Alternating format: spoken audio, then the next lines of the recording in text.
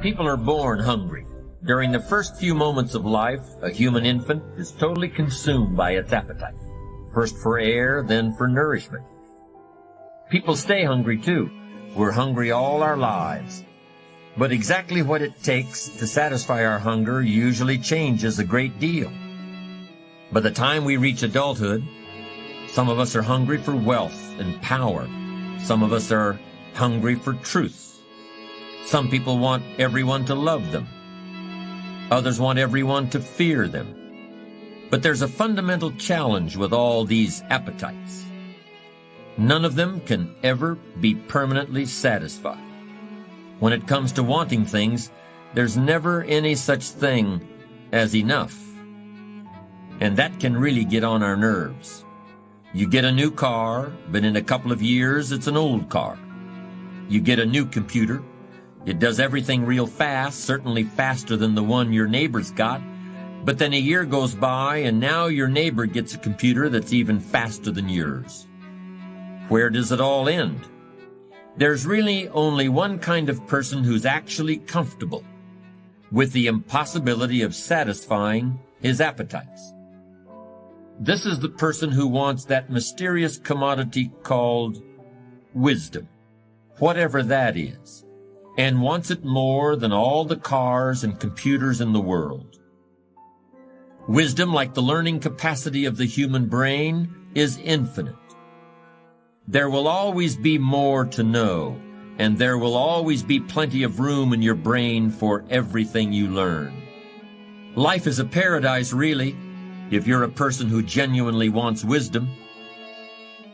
We all want to be successful, and I'm certainly in favor of that, but I've known some people who literally wanted all the money they could get. Not what the money could buy, but the money itself. The nickels, the dimes, the quarters. Wanting all the money in the world is like wanting to know all there is to know in the world. Except the man who wants all the money is miserable. He'll never get it all, and he'll never think he has enough. Even if he had rooms filled with $1,000 bills, he'd still want the next man's nickel. And he'd be in pain about that, filled with envy about it. The man who wants wisdom also wants to look back over his shoulder at the other guy, but he just wants to see what the other guy is reading. And if the other guy is reading a book he hasn't read yet, he's actually happy about it. He looks forward to reading it himself. The acquisition of wisdom is not what all the mathematicians call a zero-sum game. You don't have to give up something in order for me to have it. You can give me your wisdom and now I'll have it, but you still have it too. When one person shares wisdom with another, neither person is diminished. In fact, both are made wiser. Giving and taking is such a basic experience for most of us, but the whole concept of giving and taking doesn't really apply to wisdom.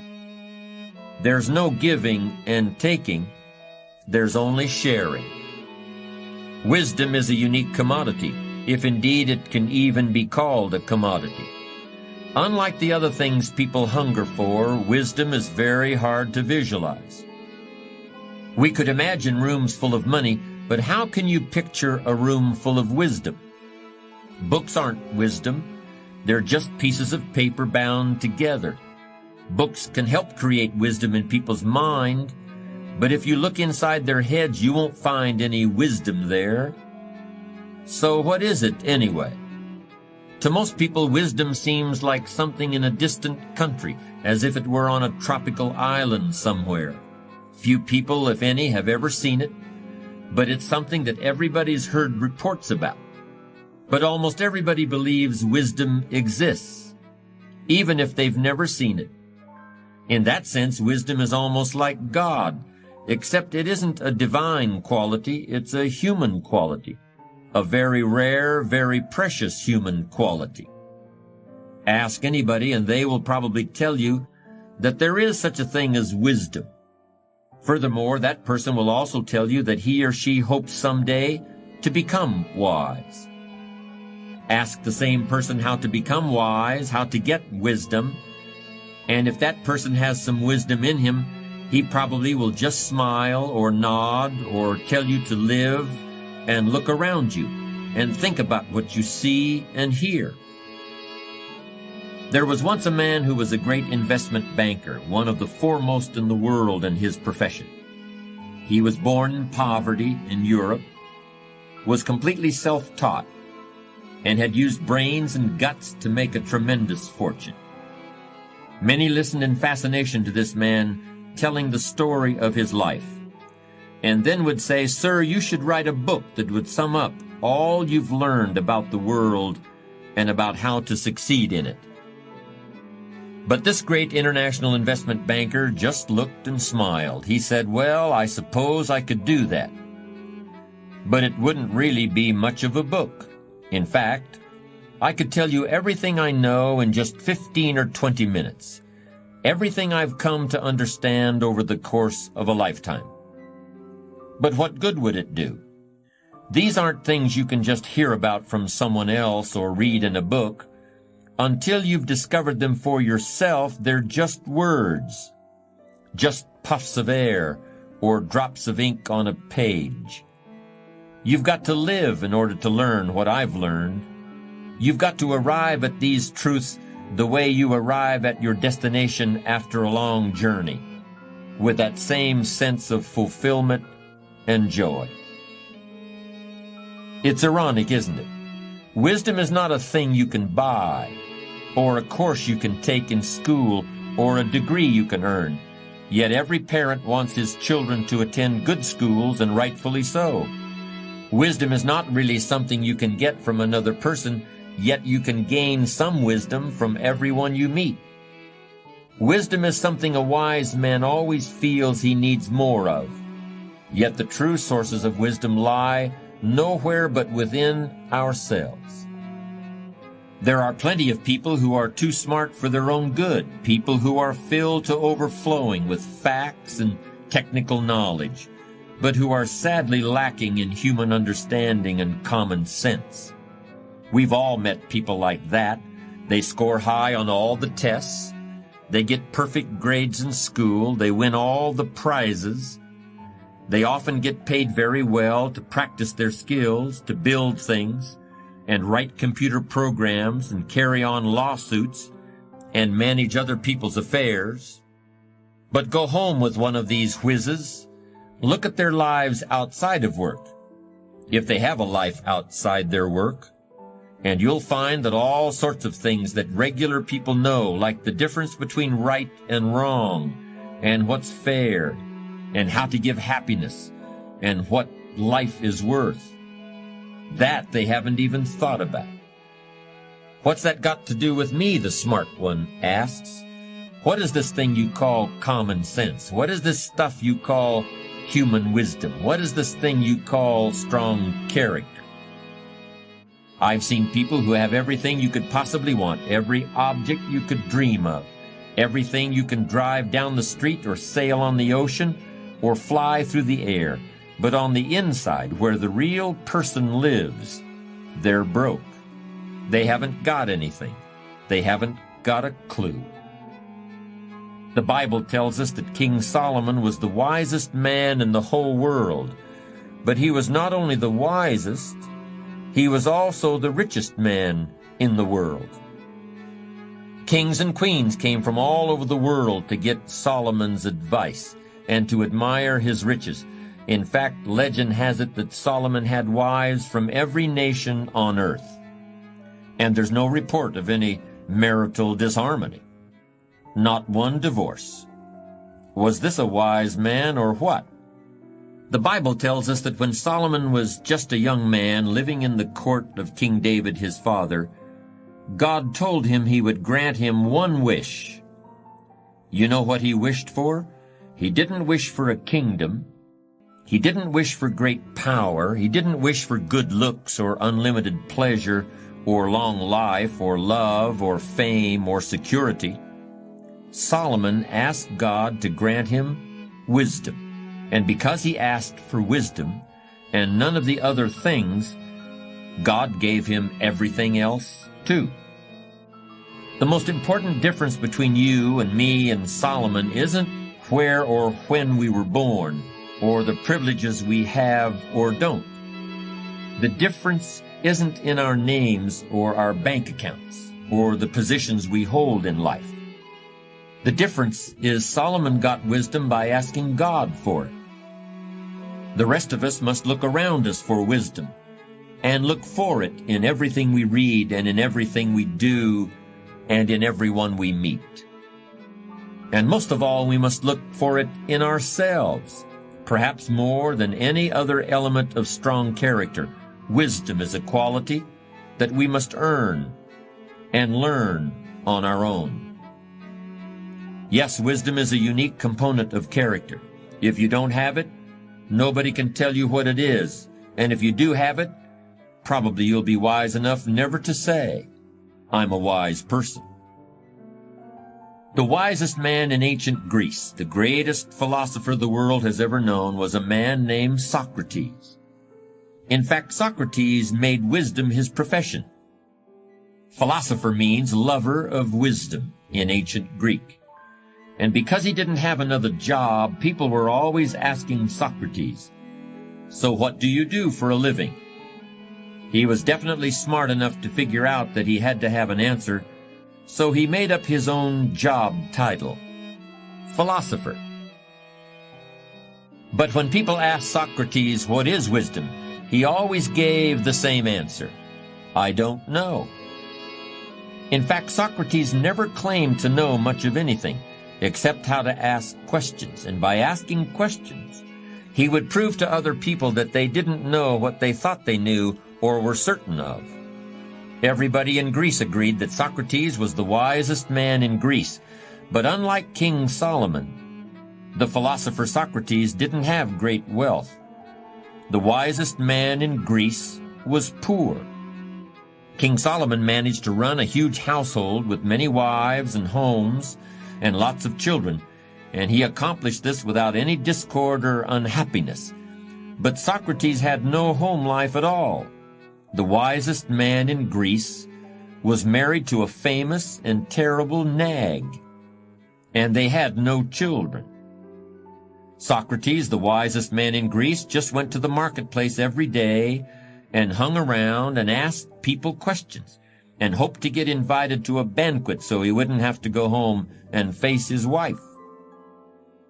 King Solomon was honored by all the great leaders of his time, but Socrates, the wisest man in Greece, didn't even have any support among the powerful people in his own country. Their sons would go to Socrates and learn what they could from the philosopher, but the powerful families of Athens, the Greek city where Socrates lived, got tired of Socrates' questions. They grew exasperated with the way he was teaching the youth of Greece that nobody knows anything for sure. So they accused the wisest man in Greece of corrupting their children. Instead of honoring the greatest philosopher who ever lived, the Athenians sentenced Socrates to death. Unless he would take back what he taught, unless he would apologize. But Socrates didn't take it back. He didn't apologize. Socrates cheerfully drank down a cup of poison and just sat there calmly saying goodbye to his few faithful students, asking questions the whole time.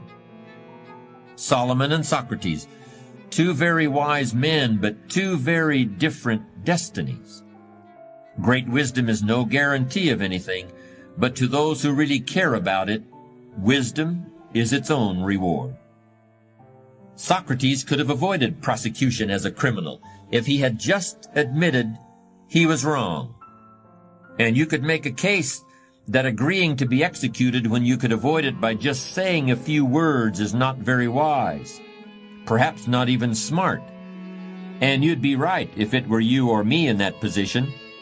But it was the right thing to do for Socrates, because Socrates really knew who he was, and he knew that what gave his life meaning and made it worth living was just this manner he had of asking questions and trying to answer them honestly. After all, what would the rest of your life be like if you were to suddenly become dishonest to yourself? After dedicating yourself so long to honesty and wisdom. Socrates knew who he was and what his life meant, and he understood that even one bit of lip service in his last moments would undo all the good and meaningful questions he'd been asking for more than 70 years. Is that wisdom, you may ask once again? And again I would answer with a question. Like Socrates, wisdom for whom? For you and I, or for the wisest man in Greece? What might be wisdom for you and I, who possibly could live quite happily despite knowing that we had compromised our beliefs, would not be wisdom for someone who had totally dedicated himself to seeking the truth. Know thyself was Socrates' motto. He knew himself well enough to realize that he had to drink that cup of poison, and his character was strong enough so that he was actually able to do it.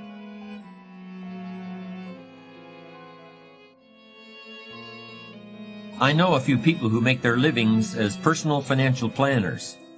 They help individuals and families define their financial needs today and in the coming years, and they help people do what must be done to provide for those needs. Any good personal financial planner will tell you that most people are insufficiently prepared for retirement. And I would add that this lack of preparedness is not limited to the financial sphere. Because for a mature human being, there has got to be some higher value or higher truth than just staying on in life, just catching a few more gasps of air, or even having a large enough retirement income so you can spend your final years on the golf course. In my work, I've talked a lot about what conclusions you should draw if you're not wealthy by the time you're 50 or 60 years of age, how it's an indication of poor planning or poor self-management.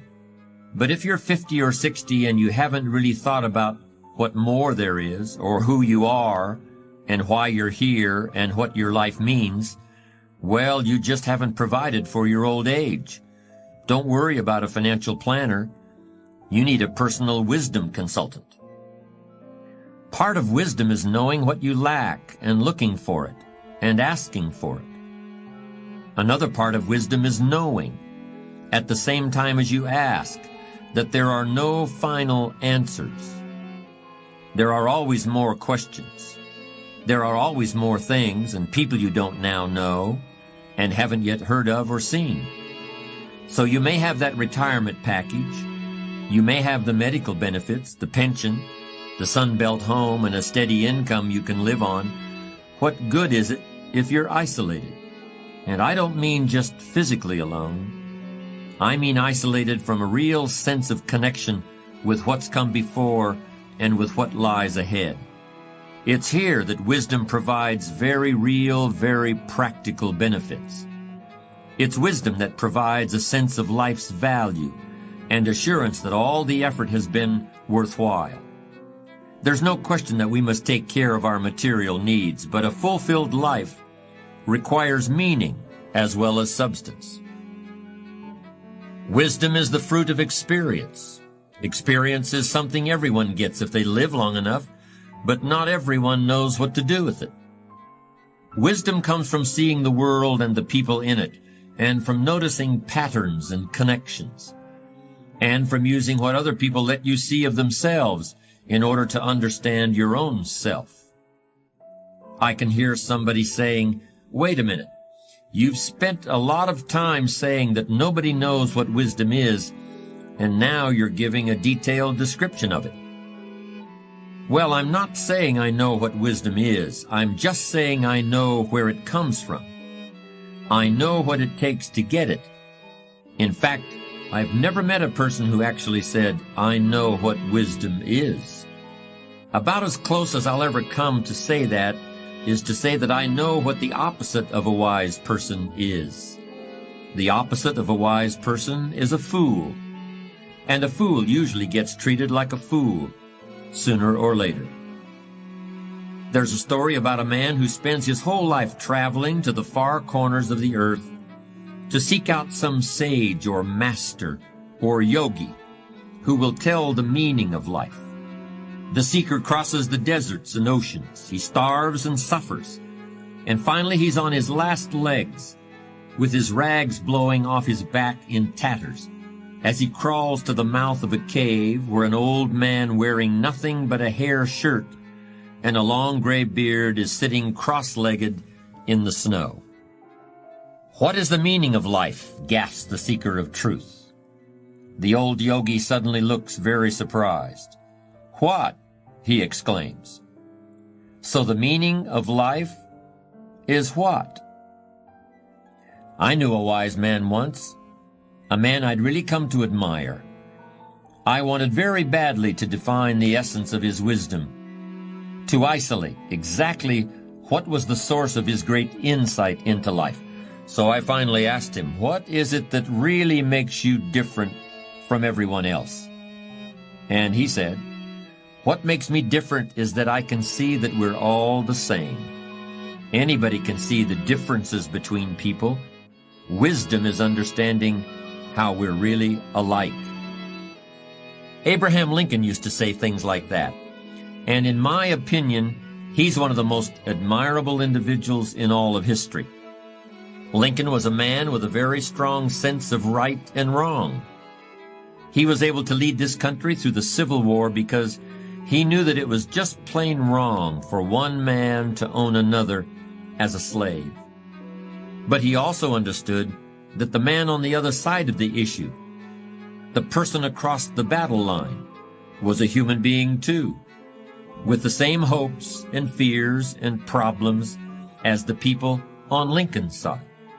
Despite all the differences, Lincoln was able to see the essential sameness, the essential oneness. Like Lincoln, Albert Einstein came from humble beginnings, not just financially, but in the way he was looked upon by other people. When he was a young boy, Einstein was thought to be stupid, and he even flunked elementary mathematics. He was always a little distracted, asking questions but not able to put those questions into words. Even when he grew up and got a job in the Swiss patent office, nobody guessed that Einstein was still asking questions that would shake the whole world. After he published his theory of relativity, which laid the foundation of the atomic age, Einstein didn't get a swelled head. He kept asking questions about who we are and why we're here and how the universe is made. Even after he was able to find answers to some of the most profound scientific questions that had ever been put forward, Einstein still remained an essentially humble person, and he never suggested that his answers were the final ones. Why should they be? After all, everything in the universe is subject to change, with the single exception being the speed of light, and Einstein had made that discovery himself. People of wisdom are much more interested in questions than in answers, but foolish people are always coming back to conclusions. Like success, wisdom is a process, not a destination. Am I a wise person? I've been talking so much about wisdom, you must be wondering about my qualifications. I suppose everyone who manages to survive and even prosper to some extent has moments of self-satisfaction, moments when you say to yourself, "I've finally got it all figured out once and for all." But usually, something comes along pretty quickly to humble you. I was sitting in an airplane on a flight from Texas to California, and looking out the window at the mountains and the desert far below, I was thinking to myself how, until quite recently in the span of human history, nobody had ever seen anything like this. None of the kings and queens, none of the warriors, none of the wizards. Nobody had ever been able to fly 40,000 feet in the air and look down on the mountains. How powerful we've suddenly become. Today, all we have to do is buy an airline ticket, and we can do something that no one back then ever dreamed would be possible. For a moment or two, all this gave me a real feeling of power. It felt really good looking down on everything. But then I thought, wait a minute, can I stop the plane or turn it around? Can I take a walk outside and then come back to my seat? I can't even take a walk around the plane unless the little light tells me it's okay. I can't even feed myself in here. In all my adult life, I've never been less powerful than I am at this very moment. I'm completely helpless. It's that way with wisdom, too. When you think you really know something, stop for a second and see if the opposite isn't really true also. Do you think you're rich? Compared to whom? Maybe you're really poor. Do you think you're poor? Compared to whom? Maybe you're really rich. Picture a crowded subway car in New York City. Quite an experience, but not something I would recommend to the faint of heart. Hundreds of complete strangers jammed into a space designed for a third their number. All of them packed tighter than sardines in a little tiny can. Now suppose you're in that situation, and you've been on your feet all day, and you'd really like to sit down, but there are no seats left in the subway car, and you're standing there hanging from that metal bar that hangs from the ceiling. Do you suppose you could come up with something that would convince somebody to give you their seat? That's a pretty good test of wisdom, in my opinion. You'd have to be pretty wise to come up with something like that in a crowded New York subway car. Frankly, I don't think King Solomon could have done it. I don't think Socrates could have done it. I don't even believe that Einstein could have done it. But then it happens. Somebody convinces not just one person, but several people to offer their seat.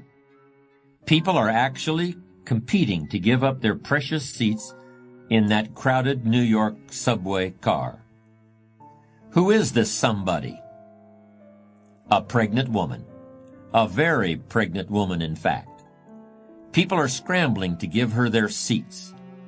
But you see, it wasn't really the woman who convinced them to do it.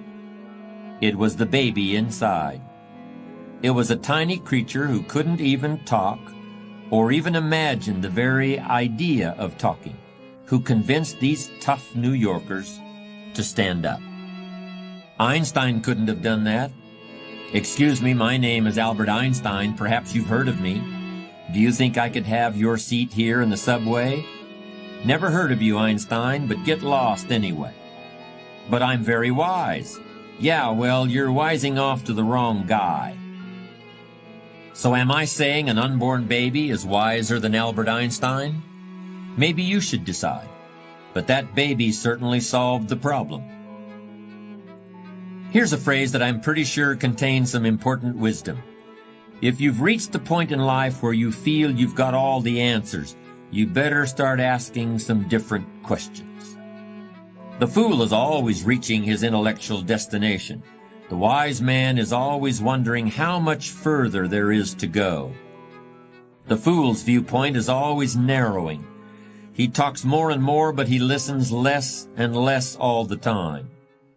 He starts saying the same things, and that's because he's always thinking the same thoughts. If he's a powerful fool, people are eager to help him along in this, particularly if they're dependent upon him for their living. But they're laughing at him behind his back, and they're watching and waiting too for the moment when he finally becomes a vulnerable.